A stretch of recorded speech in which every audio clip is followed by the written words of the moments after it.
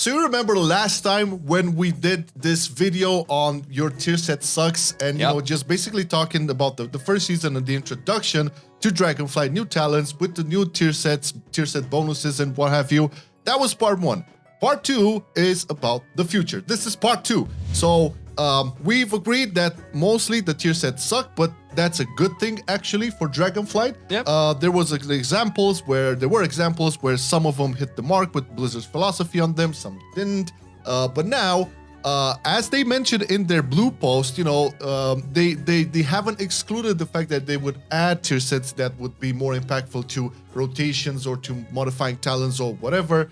And we're just going to explore this realm since there's no data to be based upon. It's all speculation. This is basically what could be cool to happen in Dragonflight in the later parts and into the WoW, of course, as well, in terms of a concept, because we did have similar stuff. Like I remember, what was it in Legion? This is something that always came to my mind whenever I saw this talent tree. Is that we had those ring legendaries that enabled you a talent that you could have 2 on the same roll. Yeah. So we actually probably I think we explored this idea either in one of our previous podcasts or in a tier list of tier sets potentially enabling you a talent, or maybe not necessarily a talent, but potentially a play style that you wouldn't be able to have outside of not having this external source of player power, because it is player power at the end of the day. Yeah, it is player power.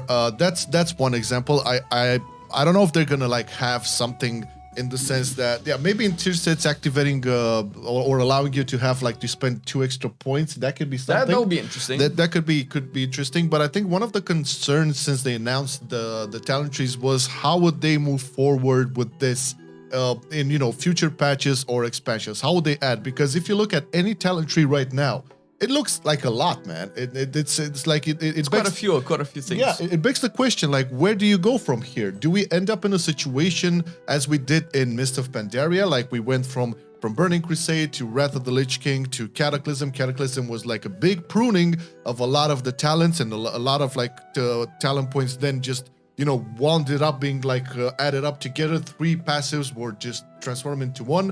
And then eventually having no more space and ideas or whatever, we got to the Excel spreadsheet talent tree from MOP. How is this going to be solved coming into the future?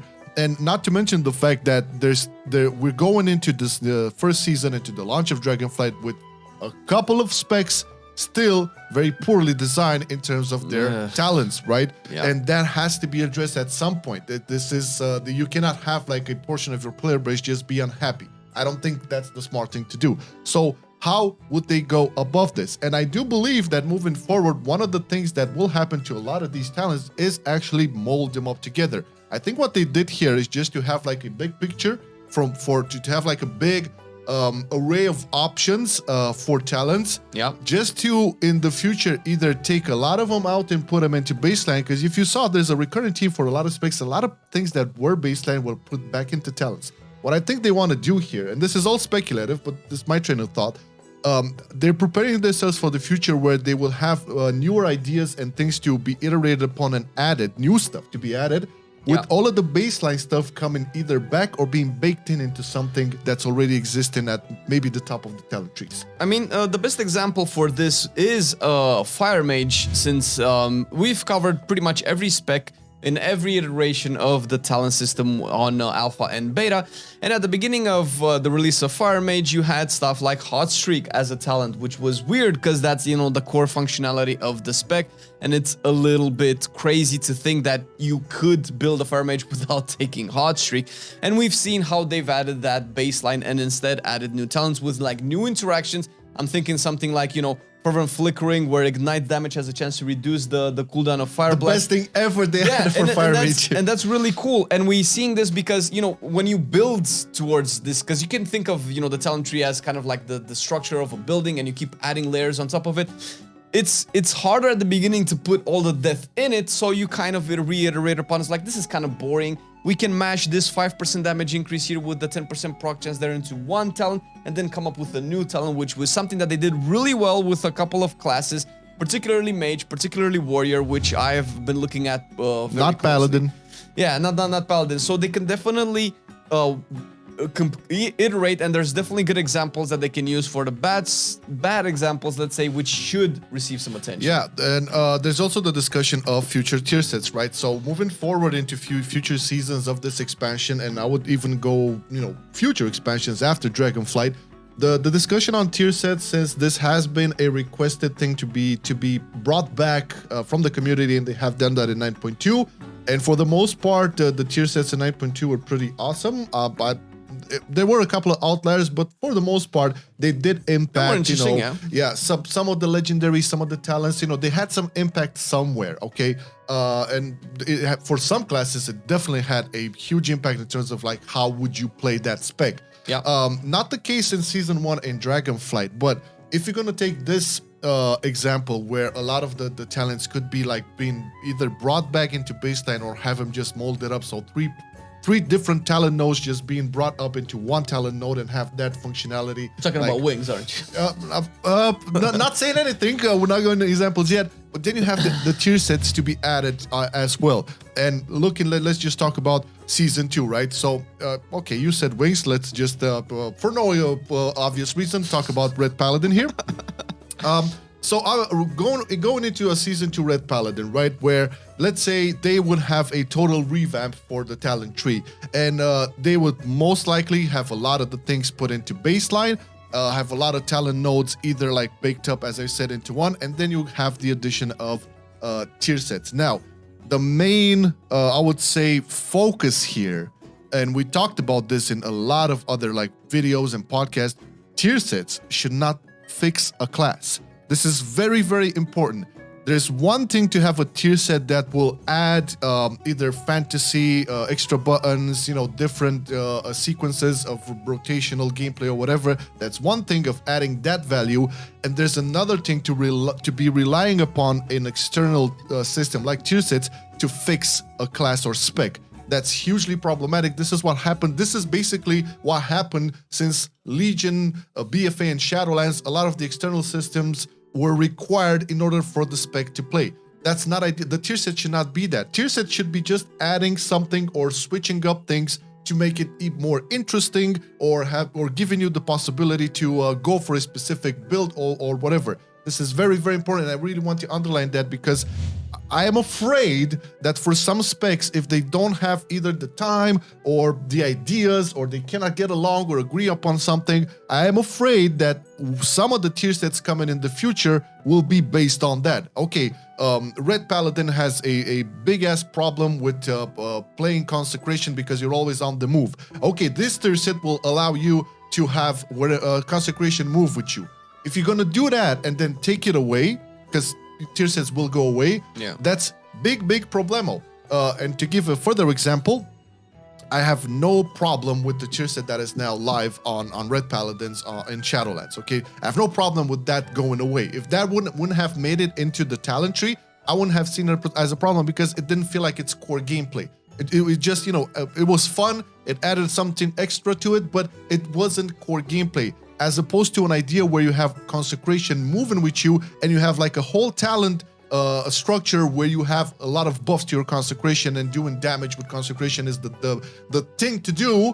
And this tier set will enable you to have your Consecration move with you. That is just too much. That just fixes an issue through an external system. That was my whole point here. Go ahead. Yeah, no, that's the thing, because we've talked about this before, where tier sets shouldn't fix, and not tier. We're using tier sets as a blanket term because tier sets have become like the only external power system for classes right now, which is good. Which is good. But it has taken the form of, Azerite and legendaries and so on, where they've tried to fix the class. And it obviously felt better to play the class because it was fixed, but we shouldn't have to go through that. And like a counter example to the Red Paladin could be Protection Warrior. And there's like two main things I want to say about Protection Warrior. So basically talking about our mains in Shadowlands Season 4. Yeah, because I mean, we have the most experience with the tier sets, especially in the last couple of years, because we didn't have tier sets for like, 4 or 5 years. The way that they can do this really cool is that they can take two existing concepts in terms of tier set, which they've done before. For instance, you can take the synergy of Protection Warriors relying on a bleed type build where you can take a lot of bleed talents, and with stuff like Blood Surge, you gain rage from bleed, and you solve a lot of problems, and there's a lot of interactions. We talked about this before, and you can add something like whenever a bleed ticks, you gain a stack of a buff, and once it gets to 20 stacks, you spend it with an ability, and it either deals more damage, or it gives you an absorption, or whatever you want, but essentially taking a core type of gameplay that's not necessarily obligatory to play as a protection warrior, and say, hey, you can this season play a bleed-centric prot warrior, and this will give you a bonus. Or I was looking at some of the damage breakdowns of warriors playing Mythic Plus in Dragonflight, and there's a talent that I personally love as a tank, which is Tough as Nails. It's all the way on the right-hand side. It's not necessarily a mandatory talent, but you can take it. It's a choice node with spell block, which is the new kid on the block. It's like, oh my god, I can block spells. But Tough as Nails, what it does is that blocking an attack deals damage back to the attacker. This is only one talent, although you do have a lot of talents and functionalities in the spec to increase your block chance. Now, if they make a tier set that makes Tough as Nails like a big damage source, that can be really interesting, and it would swap the spec on its head, because it's not something that you would want as a pro, where you don't want your blocking to always do damage. But for a season, for a tier set, that can be really, really cool, and it can force you to take talents that you're not taking together. For instance, you'll take a lot of block talent that you might be a little bit overkill in terms of like your block chance that you wouldn't take because you want to do damage, but this time they can be converted into damage, and that style of mentality can work because, as opposed to Red Paladin, Pro Warrior has very few, if almost no issues in terms of its design in the talent system.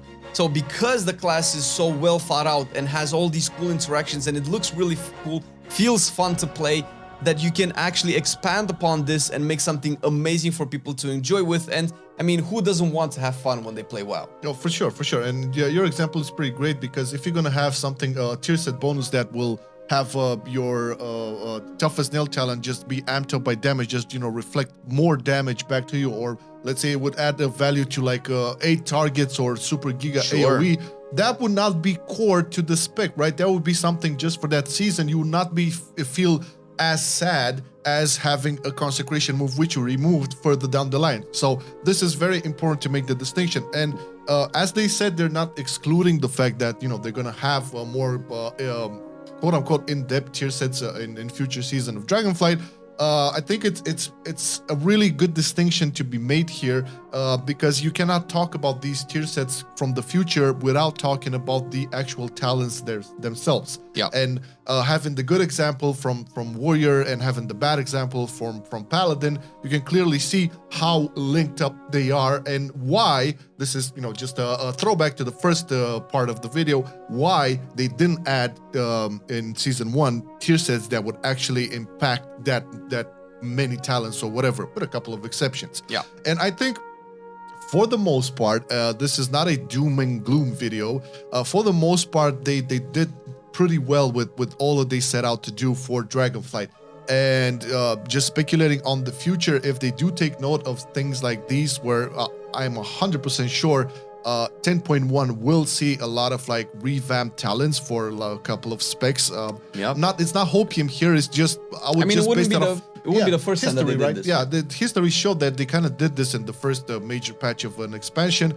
With that being solved, let's say like all specs being at least decent and having some better talents, then tier sets would be just something that would eventually add more flavor to all of the specs. Clear distinction to be made. Once again, tier sets should not be made to like fix some sort of weakness a spec has.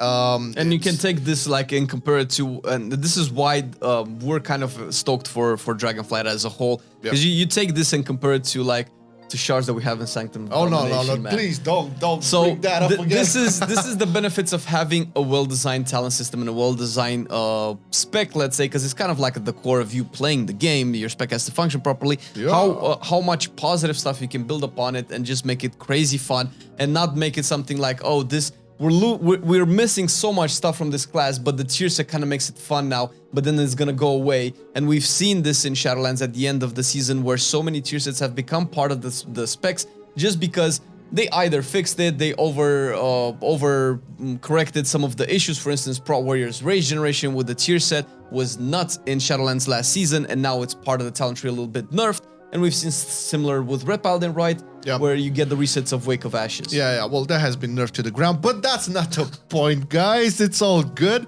One other thing I would like to add is that there also, so keeping in the line of what tier sets will possibly be in the future, there's also, I've seen a lot of discussions on forums in the past and whatnot. Tier sets should not add anything to be pushed. Like I've seen, I'm reading a lot, the Paladin forums, obviously. Yeah.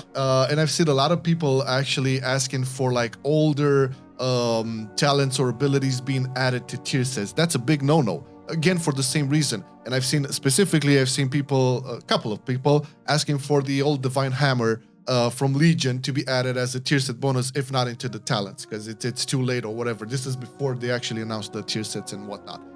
That's a big problem too, because if you're gonna have something active like a Divine Hammer, and for those who don't know, Divine Hammer was a very cool ability where Paladins will just have swinging hammers like all around between them. It would cleave to the fuck out of it. Was really cool, and it will make you a cleave monster.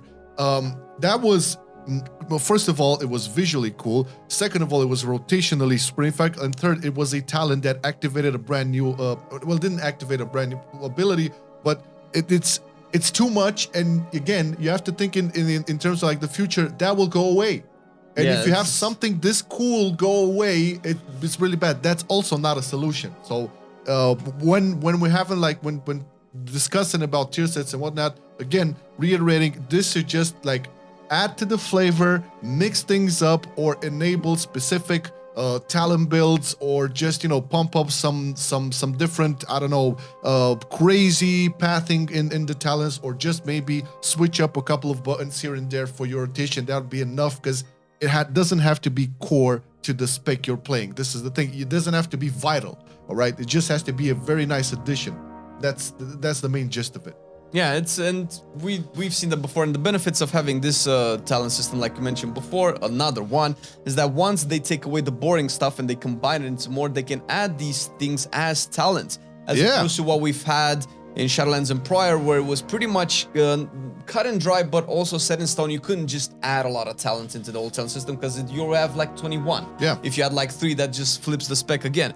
But with these, we have so many, and we've seen this like the example with Fire Mage, where they got new stuff, and Warrior as well got new stuff, and the old 5% crit or 5% damage reduction, that's either been baked baseline, buffed into other talents, or completely removed for actual stuff that's interesting, and whatever things that we could love, like Consecration moving with you, that could come as a talent. Yeah. So this is it. We're pretty like confident for the future. In general, we don't have a lot of concerns, and if they stick to their guns and maintain like with the philosophy and designs from the tier sets in 9.2, and committing to a lot of like reiterations on the some problematic specs, I think we're gonna have I would say a decent start of Dragonflight, but a very strong 10.1. It can look an amazing mid expansion. Yeah. This is the thing. And if like, let's say in a 10.3 we're gonna go again into like Fated, in order that that will still make things more fresh and spicy to continue on playing, and not have like long content droughts like we had in BFA and Legion, and I can even go back into Cataclysm and all of that. Yeah. So let us know what you think. I love to have these talks and think about the future and how things would look. So I'm pretty sure you guys and gals have opinions on this, and let us know in the comments down below. Yeah, but before that, let's all praise our Patreons, because they make all of this possible. It's not all about tier lists and guides and looking analysis at the specs. It's also about having opinions and talking about what can make the game better, putting some creative, positive juices into the world. Yes, and Patreon support that. YouTube doesn't always love these types of videos, but hey, we have our Patreons to make up for that. You make it possible. Thank you guys from the bottom of our heart. Not required, but if you want to check out what this whole Patreon thing is about, check the link in the description. All the details are there. Thank you very much for watching the video, and we will see you next time. Bye! I've been loving it then, I still love it now. Still, I play WoW. Still, I play WoW. Getting better every day, let me show you how. Cause still, I play WoW. Still, I play WoW. It's getting harder to stay, but at the end of the day, it's a guilty pleasure, so just log in and play. Whether it's classic or retail, I'ma do a /bow. Still, I play WoW.